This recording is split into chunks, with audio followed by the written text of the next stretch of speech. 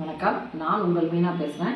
இன்றைக்கி வந்து மிக்சர் எப்படி செய்யலான்றதை பார்க்கலாம். அதுக்கு தேவையான பொருட்கள், அதாவது இந்த கப் அளவில் 1/4 கப் அளவில் 3 கப் அளவு கடலை மாவு எடுத்துருக்கோம். இது வந்து ஓமப்பொடி செய்கிறதுக்கு. அதே கப்பில் 1/4 கப்பில் 2 கப் அளவு கடலை மாவு எடுத்துருக்கோம். இது வந்து பூந்தி செய்கிறதுக்கு, காரா பூந்தி. அதே வந்து கடலை மாவு கப்பில் 1/4 கப்பில் 1 கப் எடுத்துருக்கோம். இது வந்து முறுக்கு உடச்சி போட்டு போடுவோம் இல்லைங்களா, அந்த முறுக்குக்கு.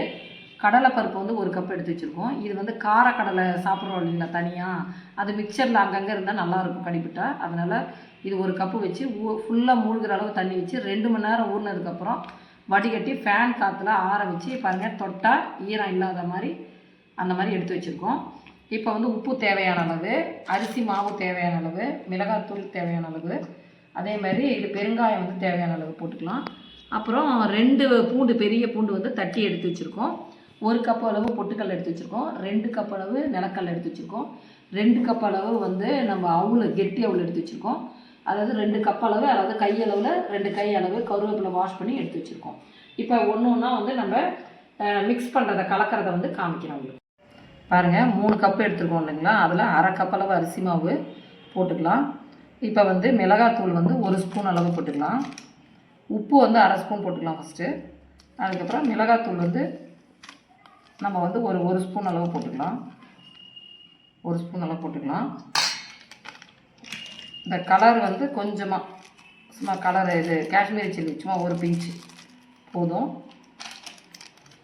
இப்போ வந்து 1 ஸ்பூன் மிளகாத்தூள், இந்த 1 பிஞ்சு வந்து காஷ்மீரி சில்லி, 1/2 ஸ்பூன் வந்து நம்ம உப்பு போட்டிருக்கோம்.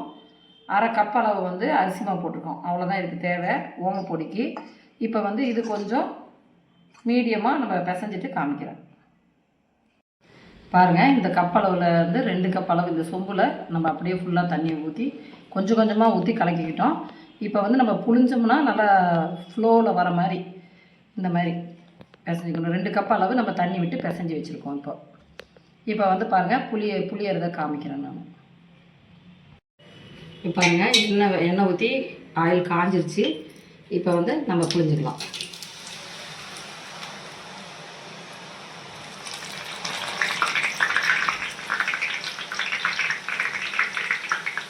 இது வந்து ரொம்ப நேரம் வேகணும்னு இல்லை, 1 நிமிஷம் ஒரு பக்கம், அடுத்த நிமிஷம் ஒரு பக்கம்.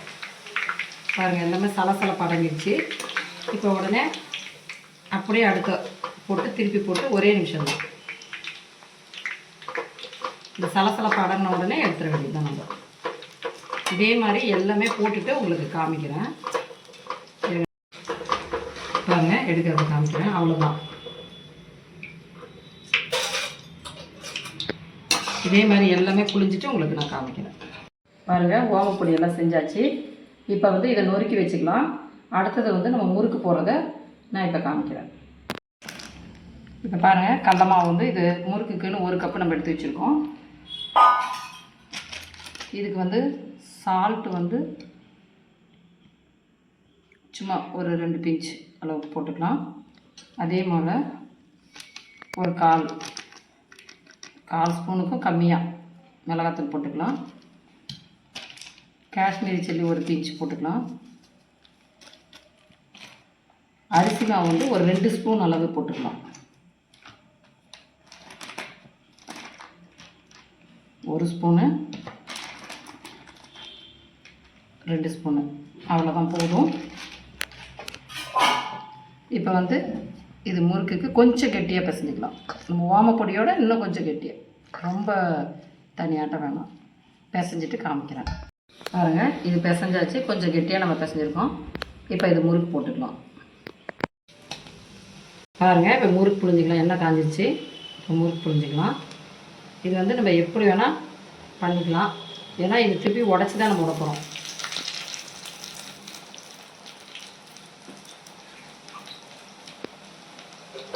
பாருங்கள், ரெடி ஆச்சு. இதே மாதிரி எல்லாம் செஞ்சுட்டு காமிக்கிறேன். பாருங்கள், 1 கப்பு நம்ம மாவு போட்டோம். முறுக்கு பாருங்கள், 2 முறுக்கு பெருசாக வந்திருக்கு. இதை எல்லாமே உடச்சி போட்டுக்கலாம் அப்புறமா. இப்போ வந்து 2 கப்பு எடுத்து வச்சுருக்கோம். அதை மாவு போட்டுக்கலாம். இதுக்கு வந்து 1/4 கப் அளவுக்கு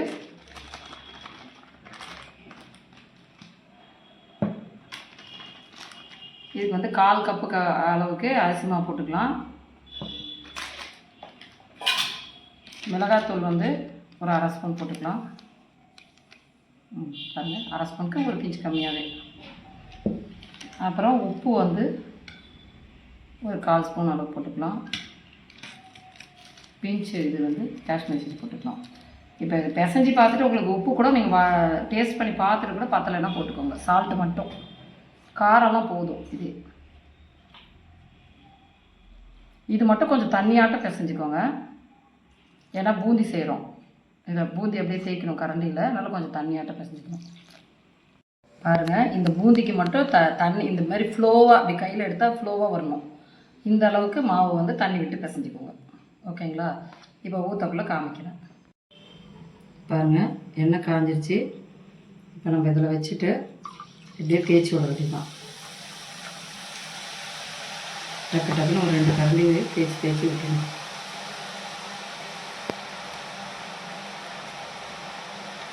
அவ்வளோதான், வேகட்டும். நம்ம இப்போ எடுத்துட்டு காமிக்கிறோம்.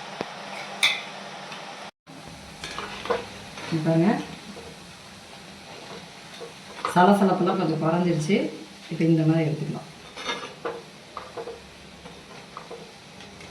இதே போல் எல்லாமே நான் போட்டுட்டு உங்களுக்கு காமிக்கிறேன். பாருங்கள், பூந்தி ரெடி ஆகிடுச்சு. இப்போ வந்து நம்ம கடலை வறுத்துக்கலாம். பாருங்கள், இப்படி கடலை போட்டுக்கலாம். ஊற வச்சோம்ல அந்த கடலை பருப்பு. பாருங்கள், கடலை பருப்பு வறுத்தாச்சு. இப்போ அடுத்தது வந்து நிலக்கடலை வறுத்துக்கலாம்.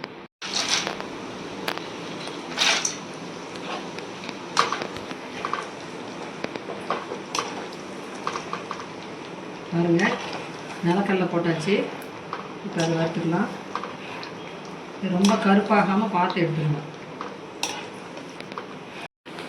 பாருங்கள், இந்த மாதிரி ரெடி ஆகிடுச்சு கலரு. இப்போ எடுத்துக்கலாம். இப்போ நிலக்கடலை முடிஞ்சிச்சு, பொட்டுக்கடலை போட்டுக்கலாம். இந்த எண்ணெயிலேயே கம்மி பண்ணிவிட்டு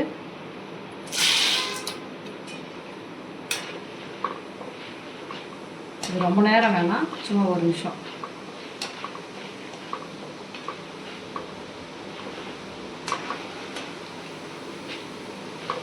அவ்வளோதான்.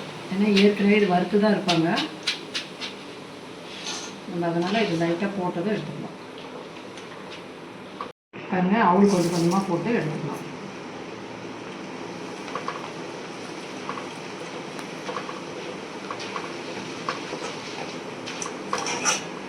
பாருங்கள், இது சலசலப்பு குறையும்.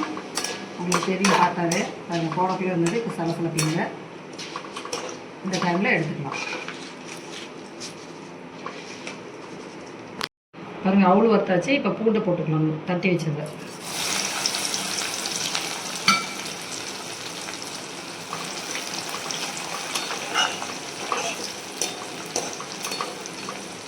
பூண்டு வறுத்து எடுத்தாச்சு. இப்போ வந்து கருவேப்பிலை.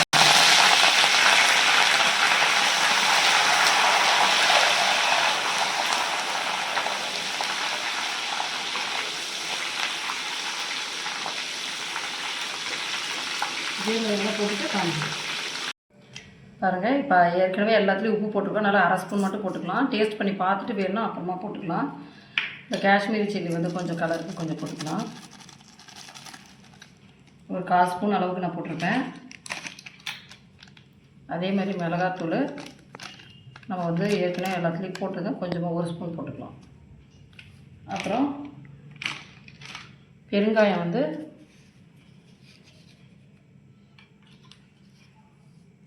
தாராளமாக 1 ஸ்பூன் அளவுக்கு போட்டுக்கோங்க. இன்னும் கூட கொஞ்சம் போட்டுக்கலாம்.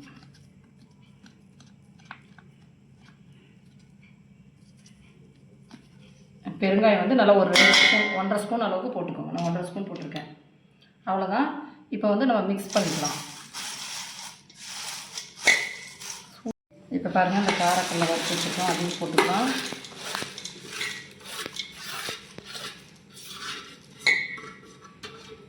அப்புறம் இந்த முறுக்கை வந்து நம்ம நொறுக்கிட்டு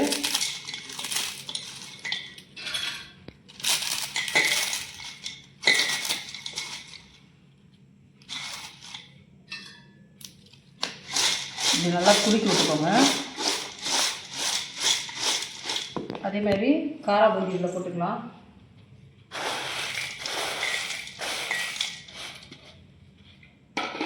நீங்கள் இன்னும் பெரிய பாத்திரத்தில் போட்டு பண்ணிக்கோங்க.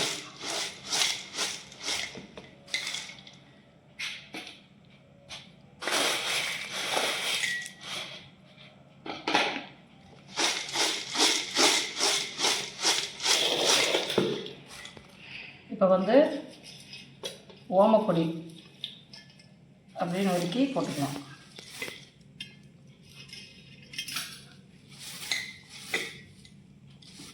இது அப்படின்னு ஒரு குலுக்கி விட்டுக்கலாம். அவ்வளோதான், இப்போ ரெடி ஆகிடுச்சு. நான் பிளேட்டிங் பண்ணி காமிக்கிறேன் உங்களுக்கு, டேஸ்ட் பண்ணிவிட்டு. பாருங்கள், மிக்சர் எல்லாமே மிக்ஸ் பண்ணியாச்சு. பாருங்கள், நம்ம போட்ட அளவுக்கு ஒரு 2 கிலோ 4 கிலோ அளவுக்கு மிக்சர் கிடச்சிருக்கு. இதே போல் நீங்களும் செஞ்சு பார்த்துட்டு எப்படி வந்ததுன்னு எங்களுக்கு கமெண்ட்டில் சொல்லுங்கள். அதுக்கு முன்னாடி எங்கள் வீடியோக்கு லைக் பண்ணுங்கள், ஷேர் பண்ணுங்கள், கமெண்ட் பண்ணுங்கள், மெயினாக சப்ஸ்கிரைப் பண்ணுங்கள். Okay, thank you.